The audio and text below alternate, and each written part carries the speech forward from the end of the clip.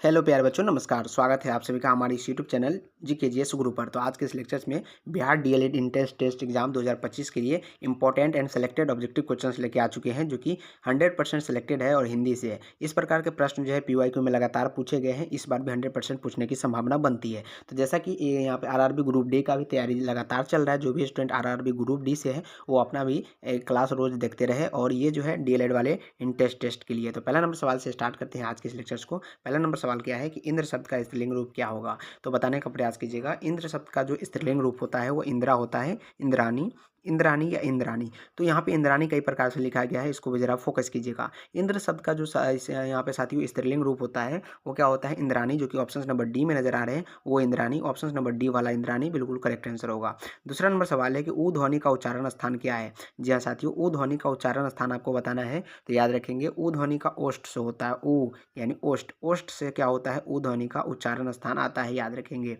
Next question है सूर्योदय का सही संधि विच्छेद क्या है। तो सूर्योदय का सही संधि विच्छेद बताइएगा। यहाँ पे सूर्योदय का सही संधि विच्छेद आपसे पूछा जा रहा है। तो इस प्रश्न का राइट जवाब क्या आएगा, बिल्कुल सूर्य जोड़ उदय, ऑप्शन नंबर सी, सूर्य जोड़ उदय।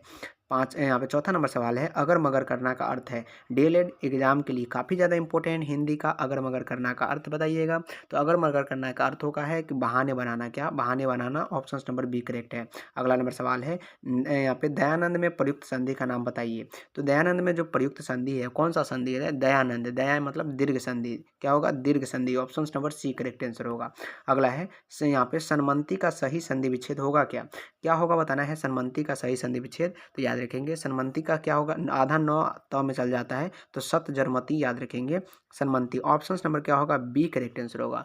6 नंबर सवाल का जवाब क्या होगा, बी करेक्ट आंसर होगा। अगला नंबर सवाल है पवन का सही संधि विच्छेद है। पवन का सही संधि विच्छेद बताइएगा 7 नंबर में। तो 7 नंबर सवाल का जवाब सभी का पोज और अन आ रहा है, बिल्कुल करेक्ट आंसर होगा, ऑप्शन नंबर बी, पोज और अन। तो अगला नंबर सवाल की ओर बढ़ते हैं। ये रहा नेक्स्ट क्वेश्चन, उत प्लस हार के योग से कौन सा शब्द बनेगा। तो ये जो होगा कौन सा बनेगा जरा बताइएगा। तो सभी का उद्वार है, बिल्कुल करेक्ट आंसर होगा, ऑप्शन नंबर बी, क्या होगा, option number B correct answer है। 9 नंबर है कि पर्यावरण का सही संधि विच्छेद बताइए। पर्यावरण का सही संधि विच्छेद बताना है। तो याद रखेंगे परिज और आवरण पर्यावरण, क्या होगा, परिज और आवरण पर्यावरण, option number D correct answer है। अनुनासिक का संबंध होता है, अनुनासिक का संबंध होता है बताइएगा। 10 नंबर सवाल है। तो अनुनासिक का जो संबंध होता है ना प्यारे बच्चों, नाक और मुंह दोनों से, क्या होता है, नाक और मुंह दोनों से संबंध होता है अनुनासिक। उम्मीद है कि समझ में आ गया होगा। अनुनासिक व्यंजन में कौन से यहाँ पे कौन से होते हैं, अनुनासिक व्यंजन में कौन से होते हैं, वर्ग के तृतीया अक्षर होते हैं, वर्ग के प्रथमा अक्षर, वर्ग के पंचमा अक्षर, या इनमें से कोई नहीं। तो प्रथमा और पंचमा है, याद रखेंगे। 11 नंबर सवाल का जो जवाब है वर्ग का पंचमा अक्षर, ऑप्शन नंबर सी। 12 नंबर सवाल है कि हिंदी वर्णमाला में स्वरों की संख्या है। हिंदी वर्णमाला में प्यारे बच्चों स्वरों की संख्या कितनी है। तो याद रखेंगे 11 है, टोटल कितनी है, 11। 11 जो है हिंदी वर्णमाला में यहाँ पे स्वरों की संख्या है। जो पहले कभी ना हुआ हो उसके लिए एक शब्द में हम लोग क्या बोल सकते हैं, अभूतपूर्व, क्या बोलते हैं उसको, अभूतपूर्व, याद रखेंगे, ऑप्शन नंबर डी। अगला सवाल है 14 नंबर, जो कहा ना जा सके उसके लिए एक शब्द में कहे, जो कहा ना जा सके। 14 नंबर सवाल है अकथनीय, क्या होगा, अकथनीय, जिसको हम कहा ना जा सके उसको क्या बोलते हैं, अकथनीय। नेक्स्ट है कि समय की दृष्टि से अनुकूल है। समय की दृष्टि से जो अनुकूल है उसको जरा बताइएगा। तो समय की दृष्टि से समयानुकूल है, क्या होगा, समयानुकूल, option number B correct answer होगा, समयानुकूल। 16 नंबर सवाल है कि जो सब कुछ जानता है, जो सब कुछ जानता है बताइएगा, जो सब कुछ जानता है उसके लिए एक शब्द में सर्वज्ञ कहते हैं, क्या बोलते हैं, सर्वज्ञ, option number D correct answer होगा, याद रखेंगे, क्या होगा, डी। अगला नंबर है जिसकी गर्दन सुंदर है, जिसकी गर्दन सुंदर है बताइएगा, क्या होगा, जिसकी गर्दन सुंदर है उसके लिए हम लोग सुग्रीव बोलते हैं, क्या बोलते हैं, सुग्रीव, जिसकी गर्दन सुंदर है उसको क्या बोलते हैं, सुग्रीव। अगला नंबर सवाल है पुरुष एवं स्त्री का जोड़ा क्या होता है। पुरुष एवं स्त्री का जोड़ा बताइएगा। तो पुरुष एवं स्त्री का जोड़ा को हम लोग दंपति बोलते हैं, क्या बोलते हैं, दंपति, option number B correct answer होगा। सूर्य को कार्य को नए ढंग से करने की पद्धति को हम लोग क्या बोलते हैं। तो कार्य के नए ढंग से करने की पद्धति को नवीकरणीय बोलते हैं, क्या बोलते हैं, नवीकरणीय। अगला नंबर सवाल है 20 नंबर, क्या है कि जंगल में लगने वाली आग, जी हाँ, जंगल में लगने वाली आग को हम लोग क्या बोलते हैं, दावानल कमानल या बड़वा नल, जेठरा नल। तो जंगल में लगने वाली आग को प्यारे बच्चों हम लोग जो बोलते हैं दावा नल बोलते हैं। ऑप्शन नंबर 1 करेक्ट आंसर होगा दावा नल। अगला नंबर सवाल है 21 नंबर की ज्येष्ठ का विलोम शब्द बताइएगा जरा आप लोग। तो ज्येष्ठ का विलोम शब्द क्या हो जाएगा बताइएगा। तो ज्येष्ठ का विलोम क्या होता है, कनिष्ठ होता है, याद रखेंगे। अगला सवाल है नेक्स्ट की गमन का विलोम शब्द बताएंगे जरा सर। फटाफट से एक बार वीडियो को क्या कीजिएगा आप लोग लाइक कीजिएगा और शेयर कर दीजिएगा अपने भाई बहन दोस्तों के पास, ताकि जो भी स्टूडेंट डीएलएड इंट्रेंस टेस्ट का एग्जाम दे रहे हैं उनके लिए काफ़ी ज़्यादा इंपॉर्टेंट है। और एक बार अगर शेयर कर देंगे तो काफ़ी अच्छा रहेगा आपके लिए और हमारे लिए भी। तो सवाल जो है गमन का विलोम पूछा गया है। विलोम, गमन का विलोम शब्द यहाँ पे पूछा गया है। तो आगमन याद रखेंगे, क्या होगा आगमन। अगला सवाल है कि अवनि का विलोम शब्द बताइएगा जरा।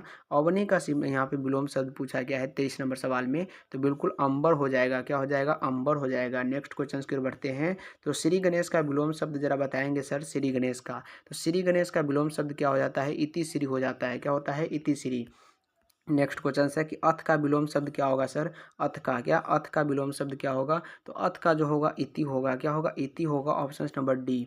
अगला नंबर सवाल की ओर बढ़ते हैं। नेक्स्ट क्वेश्चन आपके स्क्रीन के सामने ये रहा कि अमीय, अमीय का पर्यायवाची शब्द क्या होगा सर। अमीय का, तो अमीय का जो पर्यायवाची होता है वो सुधा होता है। क्या होता है, सुधा होता है। फटाफट से याद करते जाइए। और भाषा शब्द संस्कृति के किस धातु से बना है। तो याद रखेंगे ये किससे, भाष से बना है। किससे बना है, भाष से। ऑप्शन नंबर डी करेक्ट है। अगला है कि तरुण का विपरार्थक शब्द बताइए ना सर। तरुण का विपरार्थक शब्द आपको बताना है। तो बुध होगा, क्या होगा, बुध होगा।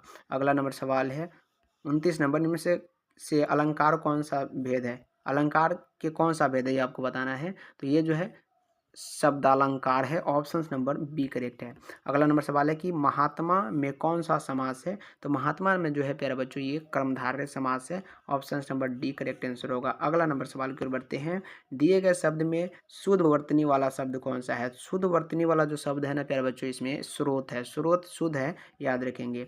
अगला नंबर है इनमें से कौन सी शब्द जो है अशुद्ध है। अशुद्ध कौन सा शब्द है प्यारे बच्चों। तो अशुद्ध जो है पुण्य। पुण्य जो है अशुद्ध शब्द लिखा गया है, ऐसे पुण्य नहीं लिखा जाता है। कौन सी शब्द शुद्ध है ये आपको बताना है। तो 33 नंबर क्वेश्चन जो है प्राण जो लिखा गया ना, सभी लोग प्राण कुछ इसी प्रकार लिखते हैं। भस्म जो है यहाँ पे गलत है, हिंदू भी गलत है और चीन भी गलत। तो प्राण जो है शुद्ध है। अगला है कि कौन से अल्प प्राण वर्ण कौन से है।